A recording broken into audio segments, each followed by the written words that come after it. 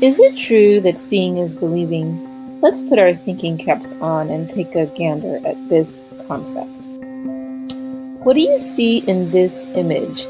Take a look closely. Some people see one thing while others see something completely different. Some people see an old woman looking down, while others see a young woman looking away.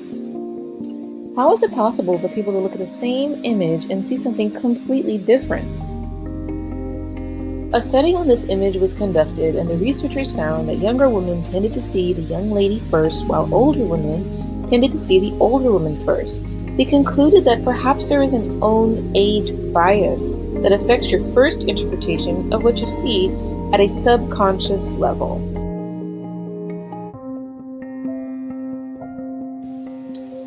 How many legs does this elephant have? Did you immediately think 4, like many people do? Our minds tell us that elephants have 4 legs, and so we assume that the elephant in this image automatically has 4 legs. Upon a closer look, we find we might be stumped.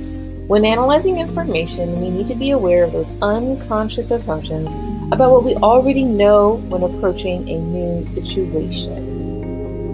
Let's look at one more example. Take a look at this image of this checkerboard. Is the square A lighter or darker or the same color as the square labeled B? This is actually a visual trick image as well because A and B are the exact same color. Can you guess why we see them as different? Our minds tell us that square B is darker because it is in the shadow of the green cylinder and therefore it should be darker, however it is not. You might also think it's darker because on the checkerboard, logically, the squares are different shades.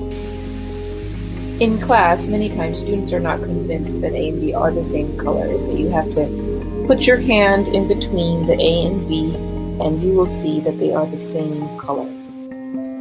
This goes to show that we simply can't trust one source, whether it be logic, our senses, or our preconceived notions when approaching a new subject.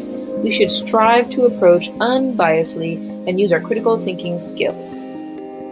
There are always multiple ways to look at a scenario, and when we look at situations through multiple viewpoints, we are bound to discover that things might not always be exactly as they seem upon first look.